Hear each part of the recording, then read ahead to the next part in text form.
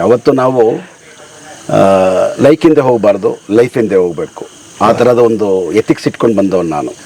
ಜನಗಳು ಬೇರೆಯವ್ರನ್ನ ಮೆಚ್ಚೋದಕ್ಕೆ ನಾವು ಜೀವನ ಮಾಡ್ತಾ ಇದ್ದೀವಿ ಅನ್ನೋದು ಅಂತದೆ. ಈಗ ನಮ್ಮ ತಂದೆ ತಾಯಿ ಇರ್ತಿದ್ರು, ಅವ್ರಿಗೆ ಬೇರೆ ಆಸೆಗಳಿರ್ತಿರ್ಲಿಲ್ಲ. ಅವ್ರಿಗೆ ತನ್ನ ಮಗ ಒಂದು ಸ್ಕೂಲ್ಗೆ ಹೋಗ್ತಿದ್ರು ಅಷ್ಟೇ. ಈಗ ನಾವೇನು ಕಾಂಪಿಟೇಷನ್ ಬಗ್ಗೆ ಬಿದ್ವಿ. ಪಕ್ಕದ ಮನೆಯವ್ರು ಯಾವುದೋ ಕಾನ್ವೆಂಟಿಗೆ ಸೇರ್ತಿದ್ದಾನೆ, ಅಲ್ಲಿ ಡೊನೇಷನ್ 2 ಲಕ್ಷ ಅಂದರೆ ನಾನು ಸಾಲ ಮಾಡೋದು ನನ್ನ ಮಗನ 2 ಲಕ್ಷ. ಯಾಕಂದರೆ ನನ್ನ ಮಗನಿಗೆ ನನ್ನ ಸುಖಕ್ಕೆಲ್ಲ ನಾನು ಮಾಡ್ತಿರೋದು, ಪಕ್ಕದವ್ರ ಖುಷಿಗೆ, ಪಕ್ಕದವ್ರ ಹೊಟ್ಟೆ ಕಿಚ್ಚಿಗೆ ನಾವು ಬೆಳೀತಾ ಇದ್ದೀವಿ. ಮನುಷ್ಯ ವಾಚ್ ನೋಡಿ ಜೀವನ ಆದರೆ ಕೊನೆವರೆಗೂ ಕಾರ್ಮಿಕರಾಗೇ ಇರ್ತಾನೆ. ವಾಚ್ ನೋಡದೆ ಕೆಲಸ ಮಾಡಿದ್ರೆ ಮಾಲೀಕ ಆಗ್ತಾನೆ. ದುಡ್ಡು ಕೊಟ್ಟು ವಿಗ್ರಹ ತಗೋಬಹುದು, ಅನುಗ್ರಹ ತಗೊಳಕ್ಕಾಗತ್ತಾ? ಆದ್ರಿಂದ ಶಿಲೆ ಕಲ್ಲಾಗಿರೋದು ಕುಟ್ಟಿ ಕದ್ದು ಶಿಲೆ ಮಾಡಿದ್ರೆ ಕಲ್ಲಾಗಿರುತ್ತೆ.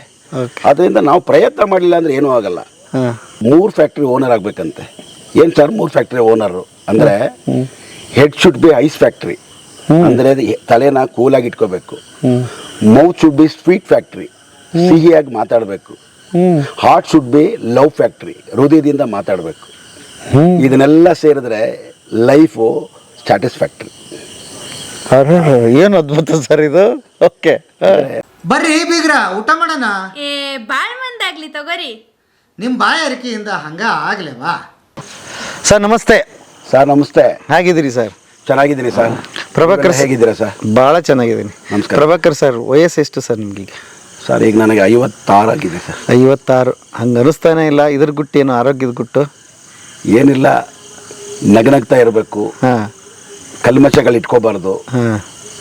ನಮ್ಮ ಸ್ನೇಹಿತರೆಲ್ಲ ದೊಡ್ಡವರು ಅನ್ನೋದಕ್ಕಿಂತ ನನ್ನ ಸ್ನೇಹಿತರೆಲ್ಲ ದೊಡ್ಡವರಾಗಲಿ ಅನ್ನೋದು ನನ್ನ ಆಶಯ.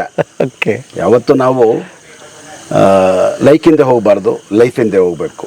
ಆ ಥರದ ಒಂದು ಎಥಿಕ್ಸ್ ಇಟ್ಕೊಂಡು ಬಂದವನು ನಾನು. Okay okay. ಲೈಕ್ ಹಿಂದೆ ಹೋಗಬಾರ್ದು, ಲೈಫ್ ಹಿಂದೆ ಹೋಗ್ಬೇಕು. ಹೌದು, ನಿಜ ಅಲ್ವಾ? ಹಂಗಾದ್ರೆ ಒಂಚೂರು ಲೈಫ್ ಹಿಂದೆನೇ ಹೋಗ್ಬಿಡೋಣ. ಸರ್, ನಿಮ್ಮ ಜೀವನದ ಕತೆ ಹೇಳ್ರಿ. ನಿಮ್ಮ ಬಾಲ್ಯ ಹೇಳಿ. ನಿಮ್ಮ ಯಾವ ಊರು, ಹೇಗೆ, ಹಿನ್ನೆಲೆ ಏನು ಸರ್? ಸರ್ ನಾನು ಮೂಲತಃ ಕನಕಪುರ ಅಂತ ಬೆಂಗಳೂರು ಡಿಸ್ಟಿಕ್ ಆಗಿತ್ತು. ಈ ನಡುವೆ ಅದು ರಾಮನಗರ ಡಿಸ್ಟಿಕ್ ಆಗಿದೆ. ಕನಕಪುರ ಟೌನು.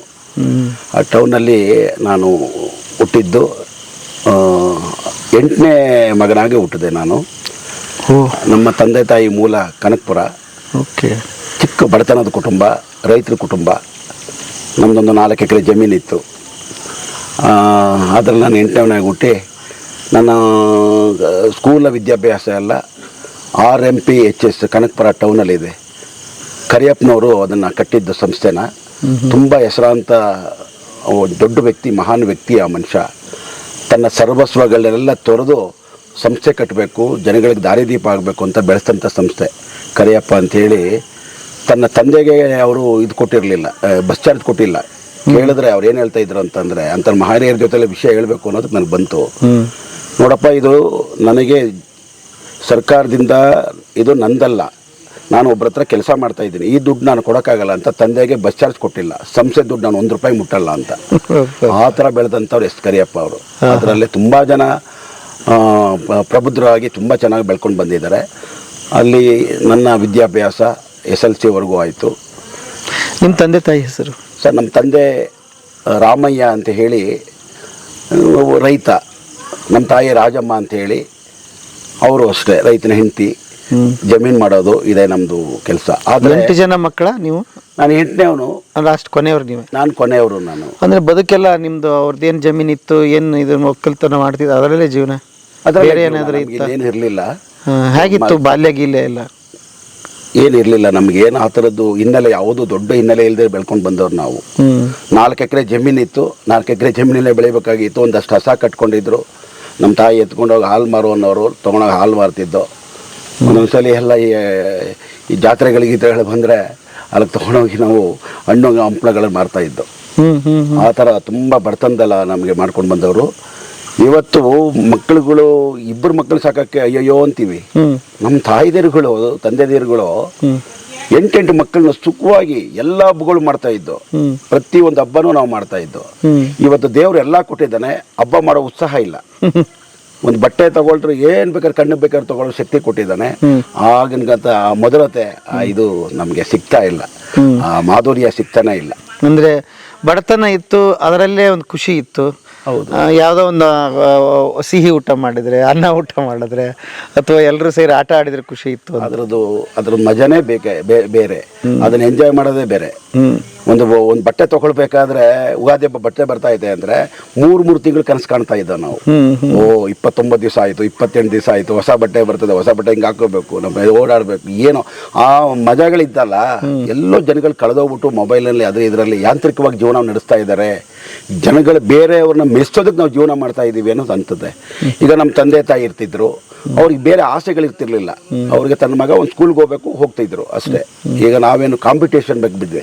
ಪಕ್ಕದ ಮನೆಯವ್ರು ಯಾವುದೋ ಕಾನ್ವೆಂಟಿಗೆ ಸೇರ್ತಿದ್ದಾನೆ, ಅಲ್ಲಿ ಡೊನೇಷನ್ 2 ಲಕ್ಷ ಅಂದರೆ ನಾನು ಸಾಲ ಮಾಡೋದು ನನ್ನ ಮಗನ 2 ಲಕ್ಷ. ಯಾಕಂದರೆ ನನ್ನ ಮಗನಿಗೆ ನನ್ನ ಸುಖಕ್ಕೆಲ್ಲ ನಾನು ಮಾಡ್ತಿರೋದು, ಪಕ್ಕದವ್ರ ಖುಷಿಗೆ, ಪಕ್ಕದವ್ರ ಹೊಟ್ಟೆ ಕಿಚ್ಚಿಗೆ ನಾವು ಬೆಳೀತಾ ಇದ್ದೀವಿ.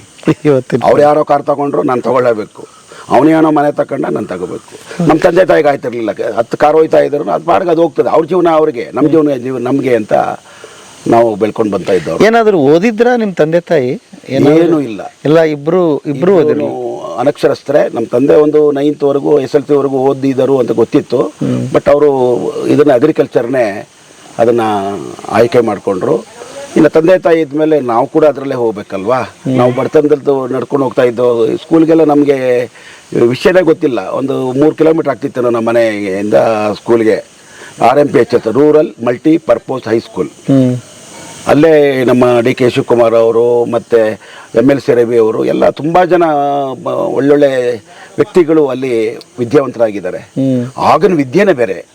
ಇವತ್ತು ಕೂಡ ನಾವು ಒಂದೇನೋ ತಟ್ಟಂತ ಹೇಳಿ ಒಂದು ಸುಡುಕು, ಒಂದು ಪ್ರಬಂಧನ ಎಷ್ಟು ಚೆನ್ನಾಗಿ ಮಾಡ್ತೀವಿ ಸರ್. ಏನು ಕ್ವಾಲಿಟಿ ಇತ್ತು ನಮ್ಮ ಇವರು ಮಾಸ್ಟರ್ಗಳು.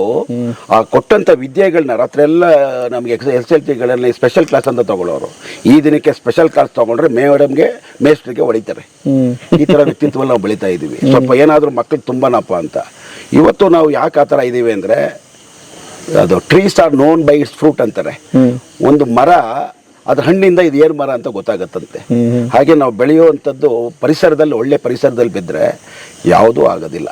ದುಡ್ಡಿದ್ರೆ ಜೀವನ ಅಲ್ಲ, ದುಡಿತಾ ಇದ್ರೆ ಜೀವನ. ಓಹೋ, ಫೈನ್. ಅಂದರೆ ಒಂದು ದತ್ತಾತ್ರೇಯ ರಾಮಚಂದ್ರ ಬೇಂದ್ರೆ ಒಂದು ಕಡೆ ಹೇಳ್ತಾರೆ, ನೋಡಪ್ಪ, ಒಬ್ಬ ಮನುಷ್ಯ ಕೇಳ್ತಾನೆ, ನಿಮಗೆ ನಾನು ಒಬ್ಬ ದೊಡ್ಡ ಕವಿ ಆಗಬೇಕು, ನಾನು ಏನು ಮಾಡಬೇಕಾಗತ್ತೆ ಅಂತ.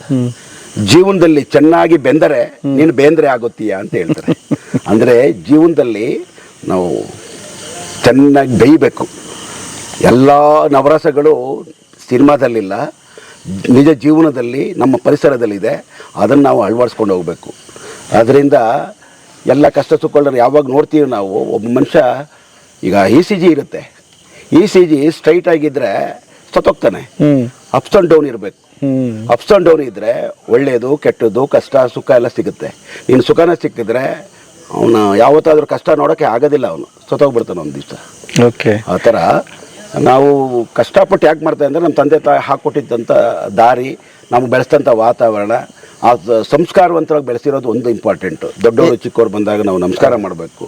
ಇವತ್ತು ನಾವು ಅದೇ ಮನಸ್ಸಿಂದ ಹೋಗು ಅಂದ್ರೆ ಹೋಗ್ತಾ ಇಲ್ಲ. ನಾವು ಚಿಕ್ಕ ಹುಡುಗರಲ್ಲಿ ನಾವು ಏನಕ್ಕೆ ಇವತ್ತು ಇದುವರೆಗೆ ಅಂದಿದ್ದು, ಚಿಕ್ಕ ಹುಡುಗರಲ್ಲಿ ನಾವು ಏನನ್ನು ನಮ್ಗೆ ಅಭ್ಯಾಸ ನಮ್ಮ ತಂದೆ ತಾಯಿ ಮಾಡಿರ್ತಾರೆ, ಶಾಲೆಗಳಲ್ಲಿ ಮಾಡಿರ್ತೇವೆ, ಅದನ್ನು ನಾವು ಅಳವಡಿಸ್ಕೊಂಡು ಹೋಗ್ತಾ ಇರೋದ್ರಿಂದ ಇದೆಲ್ಲ ಕಾಲೇಜಿಗೆ ಬಂದಮೇಲೆ ಅದೆಲ್ಲ ಮರ್ತೋಗ್ಬಿಡ್ತೀವಿ. ಆದರೆ ಸ್ಕೂಲ್ ನೆನಪುಗಳು ಮಾತ್ರ ಎಲ್ಲೂ ಹೊರಸೋಗೋದಿಲ್ಲ. ಹೌದು, ಸತ್ಯ. ಅದು ಎಲ್ರಿಗೆ ಮೋಸ್ಟ್ಲಿ ನೋಡುಗರಿಗೆ ಹಾಗೆ ಅನಿಸ್ತಾ ಇರುತ್ತೆ ಬಾಲ್ಯಗಳು.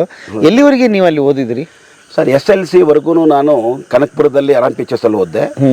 ಆಮೇಲೆ ಮತ್ತೆ ನನಗೆ ವ್ಯಾಮೋಹ ಸ್ವಲ್ಪ ಸಿಟಿಲಿ ಓದಬೇಕು ಅನ್ನೋದು. ಆಮೇಲೆ ನನಗೆ ಸ್ವಲ್ಪ ಒಂದು ಗ್ರ್ಯಾಜುಯೇಷನ್ ಮಾಡಬೇಕು ಅನ್ನೋದು ಒಂದು. ನಮ್ಮ ತಾಯಿ ಬಡತನ ಆದ್ರೂ ನನ್ನ ಅಣ್ಣ ತಮ್ಮದರಿಗೆಲ್ಲ ವಿದ್ಯಾಭ್ಯಾಸ ನೋಡಿ, ಅವರಿಗೆ ವಿದ್ಯೆ ಇಲ್ಲ, ಆದರೆ ವಿದ್ಯಾಭ್ಯಾಸ ಕೊಡಿಸೋದಕ್ಕೆ ಎಷ್ಟು ಪ್ರೋತ್ಸಾಹ ಮಾಡ್ತಾಯಿದ್ರು ಅಂದರೆ ನಮ್ಮ ತಾಯಿ.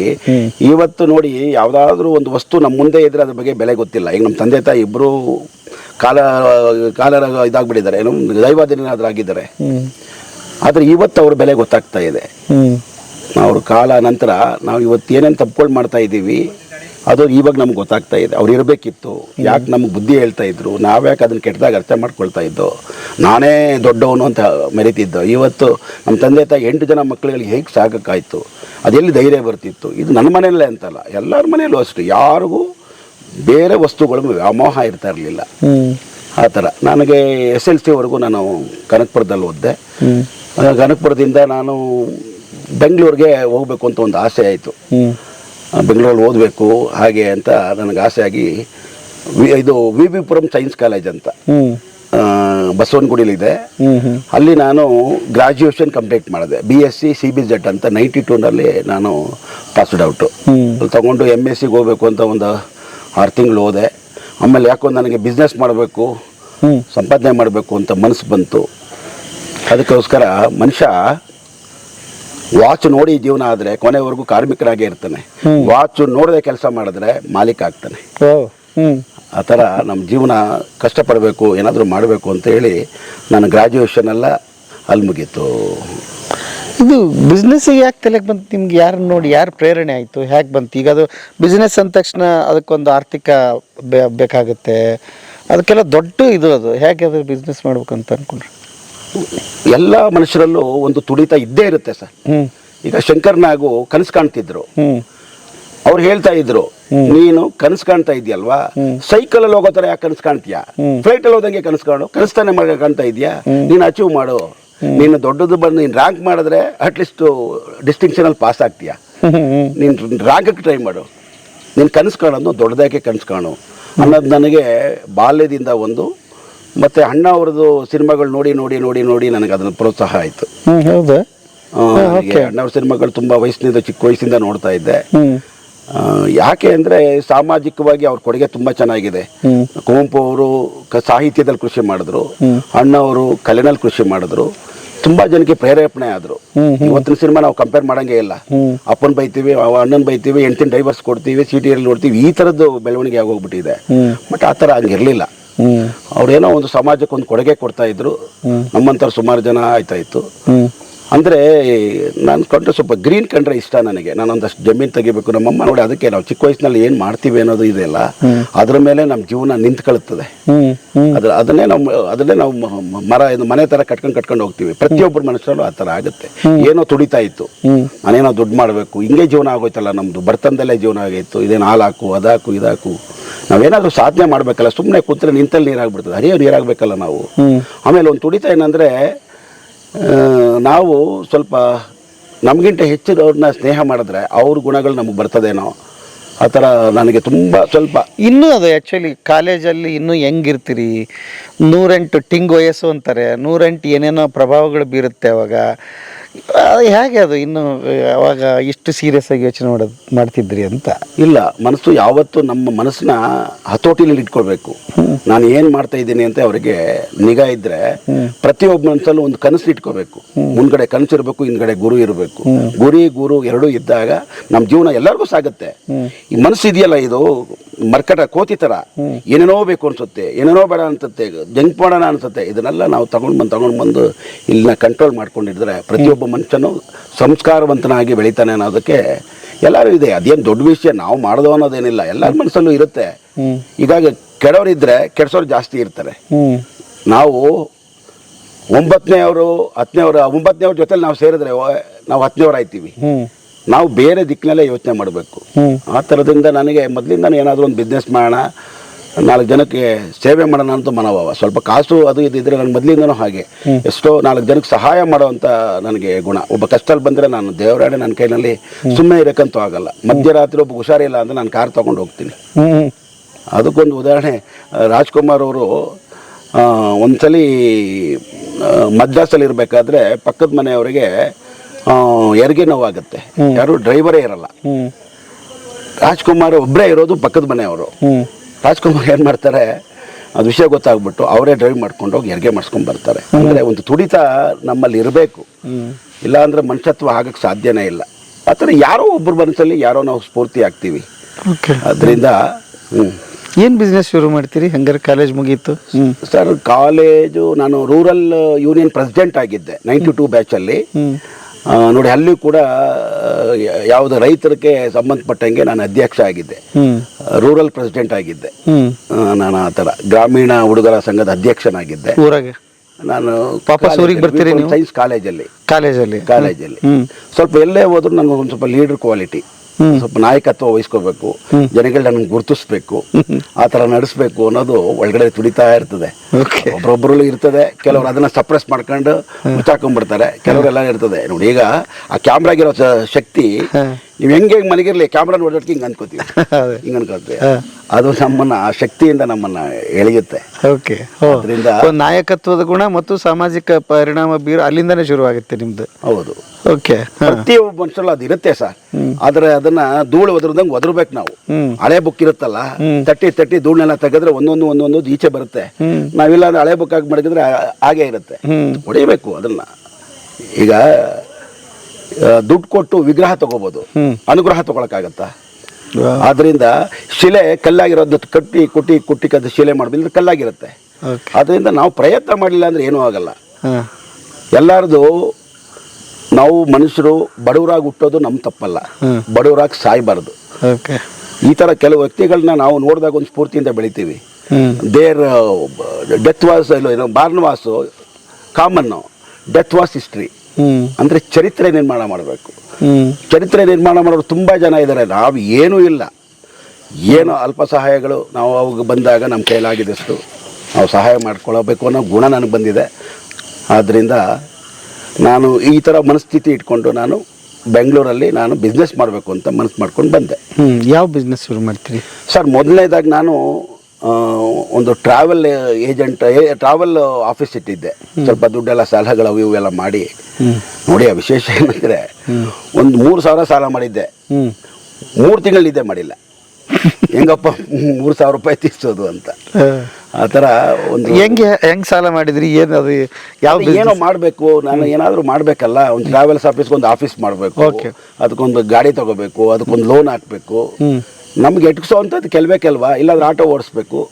ಇಲ್ಲಾಂದ್ರೆ ಇದು 3,000 ರೂಪಾಯಿದಲ್ಲಿ ಹೆಂಗ್ ಶುರು ಆಯ್ತು ಇದು ಬಿಸ್ನೆಸ್? ಆಫೀಸು ಗಾಡಿ ಅಂತ ಆಫೀಸ್ ಅಂತೀರಿ, ಗಾಡಿ ಅಂತೀರಿ, 3,000 ಬಂಡವಾಳ ಅಂತೀರಿ. ಇದು ತುಂಬಾ ದೊಡ್ಡ ಬಂಡವಾಳ ಬೇಕಲ್ಲ ಅದಕ್ಕೆ. ಹೌದೌದು. ಲೋನ್ ತಗೊಂಡೆ. ನಮ್ಗೆ ಯಾರೋ ನಮ್ಮ ತಂದೆ ತಾಯಿದು ಜಮೀನ್ ಪತ್ರ ತಗೊಂಡಾಗ ಲೋನ್ ತಗೊಂಡು ಗಾಡಿ ತಗೊಂಡು ಅದನ್ನ ಓಡಿಸ್ತು. ಈ ಇದು ಬೆಂಗಳೂರು ಮತ್ತೆ ಚನ್ನಪಟ್ಟಣ, ಬೆಂಗಳೂರು ಮತ್ತೆ ರಾಮನಗರ, ಬೆಂಗಳೂರು ಮತ್ತೆ ಕನಕಪುರ, ಈ ಥರ ಗಾಡಿ ಓಡ್ತಿತ್ತು. ಅದನ್ನ ಇಟ್ಕೊಳ್ತಾ ಇದ್ದೆ, ಅದನ್ನ ಕೂಡಿಕ್ತಾ ಇದ್ದೆ, ಒಂದು ಚೀಟಿ ಹಾಕ್ತಿದ್ದೆ. ಏನೋ ಈ ಥರ ಬೆಳೆಸ್ಕೊಂಡು ಅಪ್ಪ ಒಪ್ಕೊಂಡ್ರ ನೀವು ಜಮೀನ್ದು ಪತ್ರ ಇಟ್ಟು ನಾನು ಹಿಂಗೆ ಅಡ ಇಟ್ಟು ಲೋನ್ ತಗೋತೀನಿ? ಇಟ್ಕೊಂಡ್ರಿ. ಯಾಕಂದ್ರೆ 8 ಜನ ಮಕ್ಕಳಿದ್ರು, ಇನ್ನೂ ದೊಡ್ಡ ಜವಾಬ್ದಾರಿಗಳು ಅವ್ರಿಗಿತ್ತು ಬೇರೆ ಬೇರೆ. ಇಲ್ಲ, ನನ್ನ ಆಸೆ ಕೇಳಿದಾಗ ಅವ್ರ ಕೈಲಿ ಸಹಾಯ, ಅದು ನಾನೊಬ್ಬನಿಗೆ ಮಾಡಿಲ್ಲ, ಬೇರೆ ಅಣ್ಣ ತಮ್ಮದಿರಿಗೂ ಮಾಡಿದ್ರು, ನನಗೂ ಸಹಾಯ ಮಾಡಿದ್ರು. ನೀನು ಮಾಡಪ್ಪ ಅಂತ. ನಮ್ಮ ತಂದೆಗೆ ಒಂದು ವೆಹಿಕಲ್ ಹಾಕಬೇಕು ಅನ್ನೋದು ಆಸೆ ಇತ್ತು. ಅವ್ರ ಆಸೆ ನನಗೆ ತೀರಿಸಿದ್ರು ಅಷ್ಟೇ. ಅವ್ರು ಮಾಡಬೇಕಾಗಿರೋ ವೆಹಿಕಲ್ನ ನನಗೆ ಕೊಟ್ಟರು, ನಾನು ಅದನ್ನಲ್ಲಿ ಇಂಪ್ರೂವ್ ಮಾಡಿದೆ ಅಷ್ಟೇ. ಒಂದು ಗಾಡಿ ತೊಗೊಂಡ್ರಿ, ಒಂದು ಟ್ರಾವೆಲ್ ಆಫೀಸ್ ಶುರುವಾಯಿತು. ಬೆಂಗಳೂರು ಟು ಚನ್ನಪಟ್ಟಣ ಓಡ್ತಾ ಇತ್ತು. ನೆಕ್ಸ್ಟ್ ಬೆಂಗಳೂರು ಟು ರಾಮನಗರ ಓಡ್ತಾ ಇತ್ತು. ಈ ಥರ ನನ್ನ ಜೀವನ ಸ್ಟಾರ್ಟ್ ಆಯಿತು. ಏಜ್ ಎಷ್ಟು ಅವಾಗ ನಿಮಗೆ ಸರ್? ಏಜ್ ಎಷ್ಟು ಯಾವಾಗ ಅದನ್ನು ಆಫೀಸ್ ಮಾಡಿದಾಗ? ಸರ್ ನಂದು ಮೋಸ್ಟ್ಲಿ ಡಿಗ್ರಿ ಮುಗಿಸಿದ್ದು 92 ಅಂತಂದ್ರೆ ಆಲ್ಮೋಸ್ಟ್ ಒಂದು 25-26 ಇರ್ಬೋದು ಸರ್. ಸ್ವಲ್ಪ ಎಲ್ಲ ನಮ್ಮ ತಂದೆ ತಾಯಿ ಜೊತೆಲಿ ಇದ್ದು ಮಾಡಿ ಬೆಳೆಸ್ಕೊಂಡು ಹೋದಾಗ ಒಂದು 23-24ರಲ್ಲಿ ನಾನು ಗ್ರ್ಯಾಜುಯೇಷನ್ ಮುಗಿಸು ಸ್ವಲ್ಪ ಬಿಸ್ನೆಸ್ಗೆ ಅಂತ ತಿಳಿದಿದ್ದು ಅದು. ಅದಾದಮೇಲೆ ಆಮೇಲೆ ಯಾವುದೇ ಜನ ಒಂದೇ ಊರಲ್ಲಿ ಅವ್ರು ಸಕ್ಸಸ್ ಆಗಲ್ಲ. ನಾನು ನೋಡ್ದಂಗೆ ಯಾವುದಾದ್ರೂ ಊರಿಗೆ ಹೋಗ್ಬೇಕು, ಮೈಗ್ರೇಷನ್ ಆಗಲೇಬೇಕು. ಹೌದಾ? ನಾನು ತಿಳ್ಕೊಂಡು ಬಂದಿರೋದಂಗೆ ಅವ್ರ ಸ್ವಂತ ಊರಲ್ಲಿ ತುಂಬಾ ಜನ ಕ್ಲಿಕ್ ಆಗಲಿಲ್ಲ. ನೋಡಿ, ಕೇರಳದವರೆಲ್ಲ ಬಂದು ಇಲ್ಲಿ ಸಕ್ಸಸ್ ಆಯ್ತವ್ರೆ, ತಮಿಳ್ನಾಡವ್ರು ಬಂದು ಇಲ್ಲಿ ಸಕ್ಸಸ್ ಆಯ್ತವ್ರೆ, ಮಾರ್ವಾಡಿಸ್ಗಳಲ್ಲಿ ಇಲ್ಲಿ ಸಕ್ಸಸ್ ಆಯ್ತವ್ರೆ. ಏನು ಕಾರಣ ಇರ್ಬೋದು ಗೊತ್ತಿಲ್ಲ. ಅಂದ್ರೆ ನೋಡಿದವ್ರ ಮುಂದೆ ಇದನ್ನೆಲ್ಲ ಮಾಡಬಾರ್ದು, ಅಥವಾ ಬೇರೆ ಊರಲ್ಲಿ ಹೋದ್ರೆ ಏನ್ ಬೇಕಾದ್ರೂ ಮಾಡ್ಬಿಡ್ಬೋದು ಅನ್ನೋದು ಇರ್ಬೋದಾ? ಈಗ ಏನಿರ್ಬೋದು ಅಂತ ಅದು ಇರುತ್ತೆ. ಆಮೇಲೆ ಈ ಜೊತೆಲಿರೋರ ಹತ್ರ ನಮ್ದು ಏನು ಕೇಪಬಿಲಿಟಿ ಇದೆ, ನನ್ನ ವ್ಯಕ್ತಿತ್ವ ಏನು, ಅದನ್ನ ನಾವು ಅವ್ರಿಗೆಲ್ಲ ನಮ್ಮನ್ನು ಅಷ್ಟು ಜೊತೆಲಿದ್ದವ್ರು ನಮ್ಮನ್ನು ಪ್ರೋತ್ಸಾಹ ಮಾಡಲ್ಲ. ನಾವು ಹೊರಗಡೆ ಇದ್ರೇ ಅದ್ರ ಬೆಲೆ ನಮಗೆ ಗೊತ್ತಾಗೋದು. ಬೇರೆಯವ್ರಿಗೆ ಏನೋ ಹೊಸತನ ಅಂತ ಗೊತ್ತಾಗಿ ನಮಗೇನೋ ಒಂದು ಸಪೋರ್ಟ್ ಮಾಡ್ತಾರೆ, ಏನೋ ಒಂದು ಮಾಡ್ತಾರೆ. ನೀವು ನೋಡ್ಕೊಂಡು ಬನ್ನಿ, ಯಾವುದೇ ಒಂದು ವಿಚಾರದಲ್ಲಿ ಅವರೆಲ್ಲ ಅವ್ರ ಸ್ವಂತ ಊರಲ್ಲಿ ಏನೂ ಮಾಡಿರಲ್ಲ. ಬೇಕಾದ್ರೆ ನಾನು ಅನಾಲಿಸಿಸ್ ಮಾಡೋದೇ ಆದರೆ ಬೇಕಾದ್ರೆ ನಿಮ್ಮನ್ನು ಚೆಕ್ ಮಾಡ್ತೀನಿ. ನಿಮ್ಮ ಸ್ವಂತ ಊರಲ್ಲಿ ನೀವು ಇರಲಿಲ್ಲ. ಹೌದು. ನಾನು ಬೇಕಾದ್ರೆ ಭವಿಷ್ಯ ಹೇಳ್ತೀನಿ. ಹೆಂಗೆ ಭವಿಷ್ಯ ಹೇಳ್ತೀನಿ ಅಂದರೆ, ಈಗ ಜ್ಯೋತಿಷಿಯರುಗಳು ಹೇಳ್ತಾರೆ ಶಾಸ್ತ್ರಗಳನ್ನ, ನಾನು ಹೇಳ್ತೀನಿ ಶಾಸ್ತ್ರನ. ಏನಂದ್ರೆ ಪ್ರತಿಯೊಬ್ಬ ಮನುಷ್ಯ ಕಷ್ಟಕ್ಕೆ ಹೋಗೋದು ಶಾಸ್ತ್ರ ಕೇಳಕ್ಕೆ. ಅದ್ರಲ್ಲಿ ಒಂದು 7-8 ಐಟಮ್ಸ್ ಇರ್ತದೆ. ಒಂದು ಮದುವೆ ಬಾಧೆ ಇರ್ತದೆ, ಮಕ್ಕಳ ಬಾಧೆ ಇರ್ತದೆ, ವಿದ್ಯೆ ಬಾಧೆ ಇರ್ತದೆ, ಸಾಲ ಬಾಧೆ ಇದೆಯಾ. 5-6 ಜನದಲ್ಲಿ ಒಬ್ಬ ಹೇಳ್ತಾನೆ ನಿನ್ಗೆ ಸಾಲ ಬಾಧೆ ಇದ್ರೆ ನಮ್ಗೆ ಕನೆಕ್ಟ್ ಆಗ್ತದೆ. ನಾವು ದೇವ್ರನ್ನ ಮೆಚ್ಚಿಸ್ಬೇಕು, ನಮ್ಮ ಜನಗಳು ಮೆಚ್ಚೋದಕ್ಕಾಗಲ್ಲ. ನಾವು ಬಸವಣ್ಣ ಹೇಳಿದಕ್ಕೆ ಕಾಯಕವೇ ಕೈಲಾಸ. ಇದನ್ನ ಯಾಕೆ ಕೇಳಿದೆ ಅಷ್ಟು ಒತ್ತಿ ಅಂದ್ರೆ, ಊರೆಲ್ಲ ಖಾಲಿ ಆಗ್ತಿದೆ, ಯಾಕೆ ಹೋಗ್ತಿದ್ರಿ ಇವತ್ತಿನ ಹುಡುಗರು ಯುವಕರು ಅಂತ ಯೋಚನೆ ಮಾಡ್ತಿದ್ದೆ. ಮೋಸ್ಟ್ಲಿ ನೀವು ಹೇಳಿದ್ ಸರಿ, ಅದು ಅಂದ್ರೆ ಅದು ಬಿಟ್ರೇ ಅದು ಅಲ್ಲಿ ಸರಿ ಹೋಗುತ್ತೆ ಅನ್ನೋದು ಒಂದಿದು. ಒಂದು ನಾವೇನೋ ಛಲ ಮಾಡಬೇಕಾದ್ರೆ ನಾವು ತಾಳ್ಮೆಯಿಂದ ಅದನ್ನು ಒಂದೇ ದಿವಸಕ್ಕೆ ನಾವು ಅದನ್ನು ಸಕ್ಸಸ್ ಮಾಡೋಕ್ಕಾಗಲ್ಲ. ಪ್ರತಿ ದಿವಸನೂ ಹೊಸ ತಂದೆಯಿಂದ ನಾವು ಪ್ರಾರಂಭ ಮಾಡಬೇಕಾಗ್ತದೆ. ನಾವು ಒಂದು ಹೇಳಬೇಕು ಅಂದರೆ 3 ಫ್ಯಾಕ್ಟ್ರಿ ಓನರ್ ಆಗಬೇಕಂತೆ. ಏನು ಸರ್ 3 ಫ್ಯಾಕ್ಟ್ರಿ ಓನರು ಅಂದರೆ, head should be ice factory ಅಂದರೆ ತಲೆನ ಕೂಲಾಗಿ ಇಟ್ಕೋಬೇಕು. Mouth should be sweet factory, ಸಿಹಿಯಾಗಿ ಮಾತಾಡಬೇಕು. Heart should be love factory, ಹೃದಯದಿಂದ ಮಾತಾಡಬೇಕು. ಇದನ್ನೆಲ್ಲ ಸೇರಿದ್ರೆ ಲೈಫು ಸ್ಯಾಟಿಸ್ಫ್ಯಾಕ್ಟ್ರಿ. ಏನು ಅದ್ಭುತ ಸರ್ ಇದು. ಓಕೆ, ನಾವು ಪ್ರತಿಯೊಂದಕ್ಕೂ ಈಗ ಜನಗಳ ನೋಡಿ ಹಿಂಗಿರ್ತೀರ, ಒಂದು 4 ಜನ ಬರ್ತಾರೆ, ನಾವು ಪ್ರೀತಿಯಿಂದ ಮಾಡಿದ್ರೆ ಗಂಟೆಯನ್ನು ಕಳ್ಕೊಳ್ತೀವಿ. ಪ್ರೀತಿಯಿಂದ ಮಾತಾಡಿ. ನೀವು ಸ್ಮೈಲಲ್ಲಿ ಇದೆಯಲ್ಲ, ಅದಕ್ಕೆ ಹಿರಿಕರು ಹೇಳ್ತಾರಲ್ಲ, ಮಾತು ಬಲ್ಲವನಿಗೆ ಜಗಳವಿಲ್ಲ, ಊಟ ಬಲ್ಲವನಿಗೆ ರೋಗವಿಲ್ಲ. ಈಗ ಯಾವನ ಬಂದು ಹೊಡಿತೀನಿ ಕಣೋ ಅಂತಾನೆ, ಆಯ್ತಣ್ಣ ಬೇಜಾರು ಮಾಡ್ಕೊಬೇಡಣ ಅಂತೀವಿ. ಯಾವ್ದೋ ಕಾರಲ್ಲಿ ಹೋಗ್ತಾ ಇರ್ತೀವಿ, ಯಾವನೊಬ್ಬ ಬರ್ತಾರೆ, ಏನೋ ಹಿಂಗ್ ಓಡಿಸ್ತೀಯ ಅಂತಾನೆ, ಸಾರಿ ಅಣ್ಣ. ಎಲ್ಲಿ ಜಗಳ ಬರುತ್ತೆ? ನೀನು ಅಂದ್ರೆ ಜಗಳ ಬರುತ್ತೆ. ಅದಕ್ಕೆ ಮಾತು ಬಲ್ಲವನಿಗೆ ಜಗಳವಿಲ್ಲ. ಆ ಥರ ನಾವು ಪ್ರಶಾಂತವಾಗಿ ಜನಗಳನ್ನ ಗೆಲ್ಲೋ ಕಡೆ ಮಾಡಬೇಕು. ದೇವ್ರು ಎಲ್ಲ ಕೊಟ್ಟಿದ್ದಾನೆ, ನೀರು, ನೆರಳು, ಗಾಡಿ ಎಲ್ಲ ಕೊಟ್ಟಿದ್ದಾನೆ. ನಾವು ಲೋಪ ಇರೋದು ಸೃಷ್ಟಿಲಲ್ಲ, ನಾವು ನೋಡೋ ದೃಷ್ಟಿಲಿ ಲೋಪ ಇದೆ. ಪರಿಸರದಲ್ಲಿ ಎಲ್ಲ ಇದೆ, ದೇವ್ರೆಲ್ಲ ಕೊಟ್ಟಿದ್ದಾನೆ. ಅದನ್ನು ಕರೆಕ್ಟಾಗಿ ಸಮರ್ಪಕವಾಗಿ ಉಪಯೋಗಿಸ್ಕೊಳ್ಳುವಂಥದ್ದು ನಾವು ಮಾಡಬೇಕು. ಪರಿಸರನ ಚೆನ್ನಾಗಿ ಇಟ್ಕೋಬೇಕು. ಗಿಡ ಗಂಟೆಗಳನ್ನ ನಮಗೆ ಬೆಳೆಸ್ಬೇಕು, ಅದನ್ನು ಪ್ರೀತಿ ಮಾಡಬೇಕು. ಎಲ್ಲರೂ ಮೋಸರುಗಳನ್ನೇ, ಗಿಡಗಳು ಮೋಸ ಮಾಡ್ತಾರ, ರೈತ ಮೋಸ ಮಾಡ್ತಾನ. ಆ ಥರ ಆ ಬೆಳೆ ನಮ್ಗೆ ಯಾವತ್ತೂ ಮೋಸ ಮಾಡಲ್ಲ. ಎದೆಗೆ ಹಾಕಿದ ಅಕ್ಷರ, ಭೂಮಿಗೆ ಹಾಕಿದ ಬೀಜ ಯಾವತ್ತೂ ಮೋಸ ಮಾಡಲ್ಲ. ಅದರಿಂದ ನಾವು ಏನೋ ಒಂದು ಆಸೆ ಇಟ್ಕೊಂಡ್ರೆ ಅದನ್ನು ಮಾಡಬೇಕು ಅನ್ನೋ ತುಡಿತದಲ್ಲಿ ಬೆಳ್ಕೊಂಡು ಹೋದರೆ ಎಲ್ಲರೂ ಮಾಡ್ಬೋದು. ತುಂಬ ಜನ ಇವತ್ತು ಹೆಸರು ಮಾಡಿರೋರೆಲ್ಲ ತುಂಬ ಕಷ್ಟಪಟ್ಟಿದ್ದಾರೆ. ನೋಡೋಕೆ ಹಿಂಗೇನೋ ಅಂತ ಹೇಳ್ತಾರೆ. ಪ್ರತಿಯೊಂದು ಸೈಕಲ್ ತುಳಿದಿದ್ದೀವೋ, ಊಟ ಮಾಡಿದ್ದೀವೋ, ತಿಂಡಿ ತಿಂದಿದ್ದೀವೋ ಯಾರೂ ಕೇಳೋದಿಲ್ಲ. ನಾನು ಬದುಕಬೇಕು, ನಾನು ತೋರಿಸ್ಬೇಕು ಅಂದರೆ ಪ್ರತಿಯೊಂದನ್ನು ಜೀವನನ ಡಿಸಿಪ್ಲಿನಾಗಿ ನಡ್ಕೊಳ್ಳೇಬೇಕು. ಇಲ್ಲ ಅಂದರೆ ಕಷ್ಟ ಆಗುತ್ತೆ, ಜೀವನ ನಮಗೆ ಕಷ್ಟ ಆಗುತ್ತೆ. ಆಯಿತು, ಆಫೀಸ್ ಮಾಡಿದ್ರಿ, ಬಸ್ ಓಡ್ತಾ ಇತ್ತು, ಏನಾಯ್ತು ಅದು ಮುಂದಕ್ಕೆ? ಏನು ಚೆನ್ನಾಗಿ ನಡಿಕೊಳ್ತಾ ಇತ್ತು. ಆಮೇಲೆ ಮದುವೆ ಆಯಿತು. ನನಗೆ ಮದುವೆ ಆಯಿತು ಒಂದು 26-27 ಅಲ್ವಾ, ಇದು ಟ್ರಾವೆಲ್ಸ್ ಮಾಡೋವಾಗೆ ಒಂದು ಮದುವೆ ಆಯಿತು. ಮದುವೆ ಆದಾಗ ನನಗೆ ಜಮೀನು ಮಾಡಬೇಕು ಅಂತ ತುಂಬ ತುಡಿತಾ ಇತ್ತು. ನನಗೇನು ಒದಗಿ ಬರಲಿಲ್ಲ ನೋಡಿ. ಕಾರಣಾಂತರಗಳಿಂದ ನನಗೆ ಮೈಸೂರು ಬರೋವಂಥ ಒಂದು ಸಹಯೋಗ ಸಿಕ್ತು. ಚಾಮುಂಡಿ ತಾಯಿ ನಾನು ಕರ್ಸ್ಕೊಂಡ್ರು ಏನೋ ಗೊತ್ತಿಲ್ಲ. ಇಲ್ಲಿ ಬಂದಾಗೆಲ್ಲ ನೋಡಿ, ಅದು ಪ್ರೇಕ್ಷೆ ಥರ ಮಾತಾಡ್ಬೋದು. ಈ ಪಾಪ ಪುಣ್ಯ ಮಾಡಿದವರು ಎಲ್ಲ ಕಡೆ ಜೀವನ ಮಾಡ್ತಾರಂತೆ, ಪುಣ್ಯ ಮಾಡಿದವ್ನು ಮಾತ್ರ ಮೈಸೂರಲ್ಲಿ ಜೀವನ ಮಾಡ್ತಾನಂತೆ. ಅಂದರೆ ಚಾಮುಂಡಿ ತಾಯಿ ನಮ್ಮನ್ನು ಕಾಪಾಡೋದು, ಆ ಪರಿಸರ, ಜನಗಳ ಪ್ರೀತಿ, ಇವೆಲ್ಲ ನಮ್ಮನ್ನು ಅಟ್ರಾಕ್ಟ್ ಮಾಡಿ ಬಾಪ ಅಂತ ಹೇಳುತ್ತೆ. ಅದು ಆಫೀಸ್ ಏನಾಯ್ತು, ಕ್ಲೋಸ್ ಆಯ್ತಾ? ಅದು ಆಫೀಸು ಏನು ನಡೆದಿಲ್ಲ, ಲೋನ್ಗಳು ಕಟ್ಟೋಕ್ಕಾಗಲಿಲ್ಲ, ತುಂಬ ಆಯಿತು, ಅಲ್ಲಿಗೆ ಕ್ಲೋಸ್ ಆಗಿಬಿಡ್ತು. ಆಮೇಲೆ ಏನೋ ಒಂದು ಮನೆಗಳಲ್ಲಿ ಇನ್ಸಿಡೆಂಟ್ ಆಯಿತು, ಸರಿಯಾಗಿ ನಡೀಲಿಲ್ವಲ್ಲ, ಕಷ್ಟದಲ್ಲಿದ್ದು ಇಲ್ಲಿಗೆ ಬಂದ್ಬಿಡೋಣ ಅಂಥೇಳಿ ಮೈಸೂರಿಗೆ ಬಂದೆ. ಮೈಸೂರಿಗೆ ಬಂದು ಅಲ್ಲ, ಅಡ ಇಟ್ಟಲ್ಲಿ ಸಾಲ ತೊಗೊಂಡಿದ್ರಿ, ಬ್ಯಾಂಕಲ್ಲಿ ಸಾಲ ತೊಗೊಂಡಿದ್ರಿ, ಎಲ್ಲ ಅಪ್ಪ ಅಮ್ಮ ಗಿಡವೆ ಎಲ್ಲ ನನ್ನ ಮದುವೆ ಆಗಿದ್ದು ಬಂದಿದ್ದು ಒಡವೆಗಳನ್ನೆಲ್ಲ ತೊಗೊಂಡು ಸಾಲ ತೀರಿಸಿ ನಾನು ಮೈಸೂರಿಗೆ ಬಂದೆ. ಮೈಸೂರು ನಮ್ಮ ನಂಜನಗೂಡು ನಮ್ಮ ಮನೆಯವರ ಊರು. ನನ್ನ ಹೆಂಡತಿ ಹೆಸರು ಸುಮತಿ ಅಂಥೇಳಿ. ನನಗೆ 2 ಮಕ್ಕಳು. ದೊಡ್ಡ ಮಗಳು ಅಂಕಿತಾ ಅಂತ ಇದ್ದಾರೆ.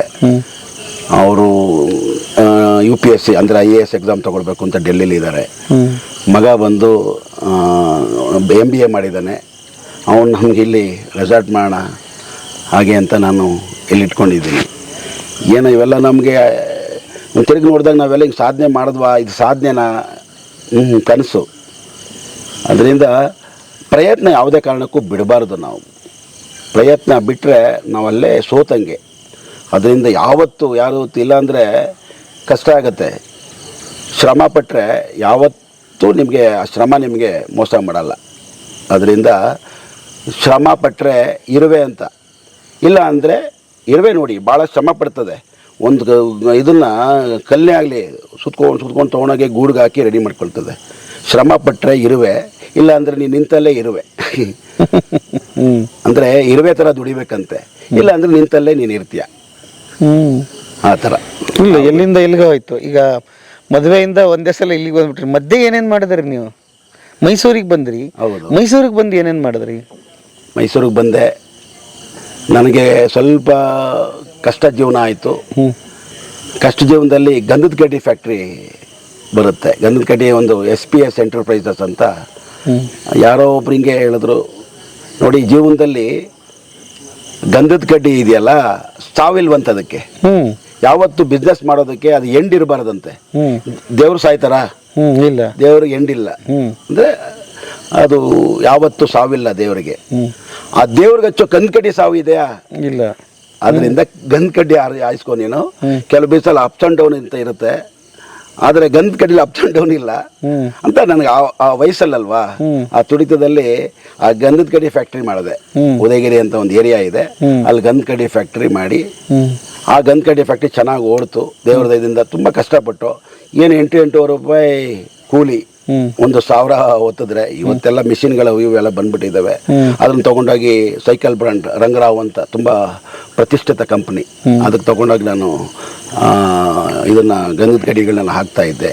ಅದನ್ನು ತೊಗೊಂಡೋಗಿ ಒಂದು ಸ್ಲಮ್ಗಳಲ್ಲಿ ಎಲ್ಲ ಕಡೆ ಕುಣಿಸಿ ಅಲ್ಲೆಲ್ಲ ಓಡಿಸಿ 100ಕ್ಕೆ ಗಂಟೆ ಹಾಕಿ ಇದನ್ನೆಲ್ಲ ನಾನು ಶ್ರಮಪಟ್ಟು ಮಾಡ್ತಾ ಇರೋದ್ರಿಂದ ಪ್ರತಿಯೊಂದರಲ್ಲೂ ಅಷ್ಟೇ ಸರ್, ನಮ್ಮ ಜೀವನ ಹೆಂಗೆಂಗೋ ಎಳಿತಾ ಇರುತ್ತೆ. ಪ್ರತಿ ದಿವಸ ಎಳಿಯುತ್ತೆ ಮನಸ್ಸು. ಮರ್ಕಟ ಚಂಚಲ, ಅದು ಮಾಡಬೇಡ, ಇದಕ್ಕೆ ಹೋಗು, ಅದು ಮಾಡಬೇಡ, ಎಂಜಾಯ್ ಮಾಡು, ಫ್ರೆಂಡ್ಸ್ ಹತ್ರ ಹೋಗು. ಇನ್ನೊಂದು ಕುಡುಕರಿಗೆ ನಾವು ತುಂಬ ಫ್ರೆಂಡ್ಸ್ಗಳು, ನಮ್ಮ ಸ್ವಲ್ಪ ಡಿಸಿಪ್ಲಿನಾಗಿ ಲೈಫ್ ಮಾಡ್ಕೊಂಡು ಬಂದೆ. ನಾವು ಸ್ನೇಹಿತರನ್ನ, ಒಳ್ಳೆಯ ಸ್ನೇಹಿತರನ್ನ ಆಯ್ಕೆ ಮಾಡ್ಕೋಬೇಕು. ಯಾವತ್ತೂ ನಮ್ಮ ಸ್ನೇಹಿತರು ಒಳ್ಳೆಯವರು ಇರ್ತಾರೆ ನೋಡಿ. ಇವಾಗ ಯಾರೋ ಹೇಳ್ತಾರೆ ನಿನ್ನ ಗುಣ ಯಾವುದು ಅಂತ ಗೊತ್ತಾದರೆ ನಿನ್ನ ಸ್ನೇಹಿತ ಯಾರು ಅಂತ ಗೊತ್ತಾಗ್ತದಂತೆ. ಈಗ ನಿನ್ನ ಗುಣ ಸರಿ ಇದ್ದರೆ ನಿನ್ನ ಸ್ನೇಹಿತನೂ ಸರಿ ಇರ್ತಾನೆ, ಅವ್ನು ಮಾಡಿದ ಪಾಠ, ಅವ್ನು ಮಾಡಿದ ಒಡನಾಟ ಎಲ್ಲ ಸರಿ ಇರುತ್ತೆ. ಆದ್ದರಿಂದ ನೀನು ಸ್ನೇಹಿತನ ಸರಿಯಾಗಿ ಆಯ್ಕೆ ಮಾಡ್ಕೋಬೇಕು. ಆ ಥರ ನಂಗೆ ಒಳ್ಳೆ ಸ್ನೇಹಿತರು ಮೈಸೂರಲ್ಲಿ ಸಿಕ್ಕಿದ್ರು, ತುಂಬ ಜನ ಬೆನ್ನು ತಟ್ಟಿದ್ರು. ಜೊತೆಗೆ ನಾನು ಹೃದಯದಿಂದ ಮಾತಾಡಿದೆ, ಅವ್ರ ಹತ್ರ ಕ್ಲೀನಾಗಿ ಇಟ್ಕೊಂಡೆ. ಪ್ರತಿಯೊಂದು ದುಡ್ಡು ವ್ಯವಹಾರಗಳೆಲ್ಲ ಸರಿಯಾಗಿ ಇಟ್ಕೊಳ್ಳೋದ್ರಿಂದ ಅವರೆಲ್ಲ ನನ್ನ ನಂಬಿದ್ರು. ನಂಬ್ದಾದ್ಮೇಲೆ ನಾನು ಈ ಥರ ಮಾಡ್ಕೊಂಡು ಬಂದೆ. ಓದು ಕಡ್ಡಿ ಇದು ಶುರುವಾಯಿತು. ಎಷ್ಟು ವರ್ಷ ಮಾಡಿದ್ರಿ ಅದನ್ನ ಸರ್? ಎಷ್ಟು ವರ್ಷ? ಸುಮಾರು ಒಂದು 10-15 ವರ್ಷ ಮಾಡಿದೆ. ಆಮೇಲೆ ಸ್ವಲ್ಪ ಇದು ಸರ್ವೀಸು ಅಂದರೆ ಸ್ವಲ್ಪ ನನಗೆ ಹೆಲ್ತು, ನಮ್ಮ ತಾಯಿದು ನಮ್ಮ ತಂದೆದು ಸ್ವಲ್ಪ ಹೆಲ್ತು ಡಿಫಿಕಲ್ಟ್ ಆಯ್ತು. ಅವಾಗೆಲ್ಲ ನೋಡ್ಕೊಳ್ತಾ ಇದ್ದೆ ನಾನು. ಅದು ಮಾಡಿದ್ಮೇಲೆ ಪಾಲಿಕ್ಲಿನಿಕ್ ಇಟ್ಟೆ, ಪ್ರೆಸಿಷನ್ ಡಯಾಗ್ನಾಸ್ಟಿಕ್ಸ್ ಅಂತ. ಎಲ್ಲಿಂದ ಎಲ್ಲಿಗೆ ಲಿಂಕು ಅದೇಂಟಿ ನಾನು ಪಾಲಿಕ್ಲಿನಿಕ್ ಇಟ್ಟಿದ್ದೆ, ಪ್ರೆಸಿಷನ್ ಡಯಾಗ್ನಾಸ್ಟಿಕ್ಸ್ ಅಂತ. ರಾಘವೇಂದ್ರ ರಾಜ್ಕುಮಾರೇ ಅದನ್ನು ಓಪನ್ ಮಾಡಿಕೊಟ್ಟಿದ್ದು ನನಗೆ. ಅವ್ರದ್ದು ನಮ್ಮದು ಒಡನಾಟ ಚೆನ್ನಾಗಿರೋದ್ರಿಂದ ಪ್ರಭಾಕರ್ ನಾನೇ ಅದನ್ನು ಓಪನ್ ಮಾಡಿಕೊಡ್ತೀನಿ ಅಂತೇಳಿ ಅದನ್ನು ಓಪನ್ ಮಾಡಿಕೊಟ್ರು. ಅದನ್ನು ತುಂಬ ಜನ ನಡೆಸ್ದೆ. ಆವಾಗ ಸುಮಾರು ಜನ ವೈದ್ಯರುಗಳು ನಮಗೆ ಪರಿಚಯಗಳಾದರು, ಒಳ್ಳೊಳ್ಳೆ ಸ್ನೇಹಿತರುಗಳಾದರು. ಅವ್ರುಗಳಿಂದ ಏನೋ ಒಂದು ಸಹಾಯಗಳು ಕೊಟ್ಟರು. ಯಾಕಂದರೆ ಸ್ನೇಹಿತರು ಕೈ ಬಿಡೋದಿಲ್ಲ, ಒಳ್ಳೆ ಸ್ನೇಹಿತರು ಬೇಕು ಅನ್ನೋದಷ್ಟೇ. ಈಗ ಚಾಕು ಇರುತ್ತೆ, ಚಾಕುನ ನೀವು ಕೊಲೆ ಮಾಡೋಕ್ಕೂ ಉಪಯೋಗಿಸ್ಬೋದು, ತರಕಾರಿ ಕಟ್ ಮಾಡೋಕ್ಕೂ ಉಪಯೋಗಿಸ್ಬೋದು. ನೀನು ಆಯ್ಕೆ ಎಲ್ಲಿ ಮಾಡ್ಕೊಂಡೆ ಅನ್ನೋದು ಇಂಪಾರ್ಟೆಂಟ್. ಓಕೆ. ಅದರಿಂದ ಈ ಒಂದು ಸಣ್ಣ ಪ್ರಶ್ನೆ ಇದೆ, ಆಮೇಲೆ ಮುಂದುವರಿಸ್ತೀನಿ. ಇದರಲ್ಲಿ ತುಂಬ ಚೆನ್ನಾಗಿರೋ ಬಿಸ್ನೆಸ್ ಇತ್ತು ನಿಮ್ಮ ಗಂಧದ ಕಡ್ಡಿದು, ಯಾಕೆ ಅದನ್ನು ಕ್ಲೋಸ್ ಮಾಡಿ ಮತ್ತೆ ಇಲ್ಲಿಗೆ ಬರ್ತೀರಿ ನೀವು? ಇಲ್ಲ, ಗಂಧದ ಕಡ್ಡಿ ಏನಾಯಿತು ಅಂತ ಹೇಳಿದ್ರೆ ಲೇಬರ್ ಪ್ರಾಬ್ಲಮ್ ಆಯಿತು. ಈಗೆಲ್ಲ ಕಡೆ ಒಬ್ಬ ಬಿಸ್ನೆಸ್ ಮ್ಯಾನು ಫೇಸ್ ಮಾಡ್ತಾ ಇರೋದೇ ಲೇಬರ್ ಪ್ರಾಬ್ಲಮ್. ತುಂಬ ಕಷ್ಟಪಡಬೇಕಾಗ್ತದೆ. ಪ್ರತಿ ಒಂದರಲ್ಲೂ ಲೇಬರ್ಗಳು ಸಿಗ್ತಾ ಇಲ್ಲ ಇವತ್ತಿನ ದಿವಸ. ಅದು ಮಿಷಿನರಿಗೆ ಹೊಟ್ಟೋಗ್ತು. ಮಿಷಿನರಿ ಮಾಡಿಬಿಟ್ರು. ಮಿಷಿನರಿಯಲ್ಲಿ ಗಂಧದ ಕಡ್ಡಿ ಮಾಡೋ ಥರ ಆಗ್ಬಿಡ್ತು. ಆ ಗಂಧದ ಕಡ್ಡಿಗೆ ಮಿಷಿನರಿ ಹಾಕೋಷ್ಟು ನನ್ನ ಹತ್ರ ಬಂಡವಾಳ ಇಲ್ಲ. ಇದನ್ನು ಅವ್ರು ತಗೋತಾ ಇಲ್ಲ. ಈ ಕೈಯಲ್ಲಿ ಮಾಡೋದು ಯಾವತ್ತು ಮಾಡೋದು? ಕೈಯಲ್ಲಿ ಉಜ್ಜಿ ಅವ್ರು ಕೊಡೋವಂಥ ಮಾಲ್ನ ನಾನು ಕೊಡೋಕೆ ಆಗ್ತಾ ಇರಲಿಲ್ಲ. ಇದ್ರಲ್ಲಿ ಚೆನ್ನಾಗಿದ್ರಿ, ನೀವು ಮಿಷಿನ್ ಹಾಕಿ ಮುಂದುವರಿಸ್ಬೋದಾಗಿತ್ತು. ಯಾಕಂದ್ರೆ ಅದರಲ್ಲಿ ಒಳ್ಳೆ 10-15 ವರ್ಷ ಸರ್ವಿಸ್ ಆಗೋಗಿತ್ತು, ಚೆನ್ನಾಗಿದ್ರಿ, ದುಡ್ದಿದ್ರಿ. ಯಾಕೆ ಅದನ್ನು ಮಾಡಬಾರ್ದಾಗಿತ್ತು ನೀವು ಅಂತ? ಅದೇ ಕಾರಣ. ಅದಕ್ಕೆ ಸಂಬಂಧಪಟ್ಟಂಥ ಮೆಷಿನ್ಸು ಅದು ಇದು ನಾನು ತಗೊಂಬಂದು ಬರೋಕ್ಕೆ ಶಕ್ತಿ ಇರಲಿಲ್ಲ. ನಾನು ಪಾಲಿಕ್ಲಿನಿಕ್ ಮಾಡಿದ್ಮೇಲೆ ಸ್ವಲ್ಪ ನನ್ನ ದೇವ್ರು ನನಗೆ ಅನುಗ್ರಹ ಕೊಡ್ತು. ಒಂದು 12-15 ವರ್ಷ ಪಾಲಿಕ್ಲಿನಿಕ್ ಮಾಡಿದೆ. ತುಂಬ ಒಳ್ಳೊಳ್ಳೆ ಡಾಕ್ಟ್ರುಗಳು ಒ ಪಿ ಡಿಗೆ ಬರ್ತಿದ್ರು. ಅದು ಚೆನ್ನಾಗಿ ನಡೀತಿತ್ತು. ಆಮೇಲೆ ಒಬ್ಬನೇ ನೋಡ್ಕೊಳಕ್ ಆಗಲ್ವಲ್ಲ, ಆ ಥರದಿಂದ ಅದನ್ನ ಯಾರಿಗೂ ಬೇರೆಯವ್ರಿಗೆ ವಹಿಸ್ದೆ. ಈ ಪಾಲಿಕ್ಲಿನಿಕ್ ಅಂದ್ರೆ ಏನು ನಂಗೆ ಸರಿಯಾಗಿ ಗೊತ್ತಾಗಿಲ್ಲ. ಅದು ಏನು ನಡೆಯುತ್ತೆ ಅಲ್ಲಿ? ಡಾಕ್ಟರ್ ಬರ್ತಾರೆ, ನೋಡ್ತಾರೆ, ಏನದು? ಡಾಕ್ಟ್ರಿ ಅಂದರೆ ನಾವು ಚೇಂಬರ್ ಮಾಡಿಸಿದ್ದೆ. ನಮ್ಮದು ರಕ್ತ ಪರೀಕ್ಷೆ ಮಾಡೋದು, ಇ ಸಿ ಜಿ ಮಾಡೋದು, ಎಕ್ಸ್ರೇ ಮಾಡೋದು, ಈ ಥರ ಇರುತ್ತೆ. ಅಲ್ಲೊಂದು ಕಂಪಾರ್ಟ್ಮೆಂಟ್, ಅದು ಒ ಪಿ ಡಿ ಅಂತೀವಿ, out patient department. O P D ಅಂದರೆ ನನಗೆ ಸ್ವಲ್ಪ ಡಾಕ್ಟ್ರುಗಳಿಗೆ ಹೋಗಿ ಒಡನಾಟ ಇರೋದ್ರಿಂದ ಅವನ್ನೆಲ್ಲ ಸ್ವಲ್ಪ ಕರ್ಕೊಂಡು ನೀವು ಬನ್ನಿ ಸರ್ ಸಂಜೆ ಹೊತ್ತು ಕೂತ್ಕೊಳ್ಳಿ, ನೀವು ಬನ್ನಿ ಸರ್ ರಾತ್ರಿ ಹೊತ್ತು ಕೂತ್ಕೊಳ್ಳಿ, ನೀವು ಬೆಳಗ್ಗೆ ಹೊತ್ತು ಕೂತ್ಕೊಳ್ಳಿ, ಟೈಮ್ ಡಿಸೈಡ್ ಮಾಡಿದೆ. ಆರ್ಥೋಪೆಡಿಕ್ಕು, ಆಮೇಲೆ ಇದು ಕಾರ್ಡಿಯಾಲಜಿ, ನೆಫ್ರಾಲಜಿ ಎಲ್ಲ ಡಾಕ್ಟ್ರುಗಳು ನನಗೆ. ಆಮೇಲೆ ನಂದೊಂದು ಗುಣ ಇದೆ, ಮೊದಲಿಂದನೂ ಒಂದು ಯಾರನ್ನ ಬೇಕಾದ್ರೆ ಮಾತಾಡಿಸ್ತೀನಿ ಸರ್ ನಾನು, ಯಾವುದಕ್ಕೂ ಎದುರಲ್ಲ. ರೋಡಿ ಇದ್ರೂ ಮಾತಾಡಿಸ್ತೀನಿ, ಡಾಕ್ಟ್ರ್ ಇದ್ರೂ ಮಾತಾಡಿಸ್ತೀನಿ, ಅವ್ರವ್ರ ವೇವ್ ಲೆಂತ್ಗೆ ಹೋಗಿ ನಾನು ಅಡ್ಜಸ್ಟ್ ಆಗ್ಬಿಟ್ಟು ಮಾತಾಡ್ತೀನಿ. ಒಂದು 4 ನಿಮಿಷ ಅವ್ರ ಹತ್ರ ನಾನು ಮಾತಾಡಿದ್ರೆ ನಾನು ಇಷ್ಟಪಡ್ತಾರೆ. ಏನಕ್ಕೆ ಅಂತ ಗೊತ್ತಿಲ್ಲ. ಯಾಕಂದರೆ ಯಾವತ್ತು ನಾವು ಕಳ್ಳಾಟಗಳು ಮಾಡಿ ನಾಟಕಗಳು ಮಾಡಿದ್ರೆ ನಾವೇನೋ ಸಾಧನೆ ಮಾಡೋಕ್ಕಾಗಲ್ಲ. ಹೃದಯದಿಂದ ಮಾತಾಡಿದ್ರೆ ಏನು ಕಳ್ಕೊಳ್ತೀವಿ? ಅವ್ರ ಕಷ್ಟ ಸುಖ ಕೊಡಬೇಕು. ಫಸ್ಟು ನಾವು ಕಿವಿಗಳು ಕೊಡಬೇಕು, ಮಾತಾಡೋದು ನಿಲ್ಲಿಸಿ ಮಾಡಿ. ಫಸ್ಟ್ ಅವ್ರು ಏನು ಹೇಳ್ತಾರೆ ಅಂತ ನಮ್ಗೆ ಅಣ್ಣವರು ಅವಾಗವಾಗ ಹೇಳೋರು, ಫಸ್ಟು ಮುಂದೆ ಇರೋರು ಏನು ಹೇಳ್ತಾರೆ ಅಂತ ಪ್ರಶ್ನೆ ಅರ್ಥ ಮಾಡ್ಕೋಬೇಕಂತ. ನಾವು ದುಡುಕಿ ಬೇಗನೆ ಮಾತಾಡೋದು. ಫಸ್ಟ್ ನನಗೆ ಗೊತ್ತಿರ್ಬೋದು ವಿಷಯ, ಅದನ್ನು ನೀನು ಅವ್ರ ಹತ್ರ ತಿಳ್ಕೊ, ಇನ್ನೊಂದ್ರಲ್ಲಿ ಹೊಸತನ ಇರುತ್ತೆ. ಆದ್ದರಿಂದ ನಾನು ಕೇಳೋದ್ರಲ್ಲಿ ಜಾಸ್ತಿ ಆಸಕ್ತಿ ಕೊಟ್ಟೆ. ನೀವೇನು ಹೇಳ್ತೀರಾ, ನೀವೇನದು ಪ್ರತಿಯೊಂದು ನಾನು ಗಮನಿಸ್ತಾ ಇದ್ದೆ. ಅದರಿಂದ ನನಗೆ ತುಂಬ ಹೆಲ್ಪ್ ಆಯಿತು. ನಾನು ಅಂದರೆ ಯಾರೂ ಇಲ್ಲ, ಎಲ್ಲ ಮಣ್ಣಾಗಿ ಹೋಗ್ತೀವಿ ಒಂದು ದಿವಸ, ಆ ಥರ.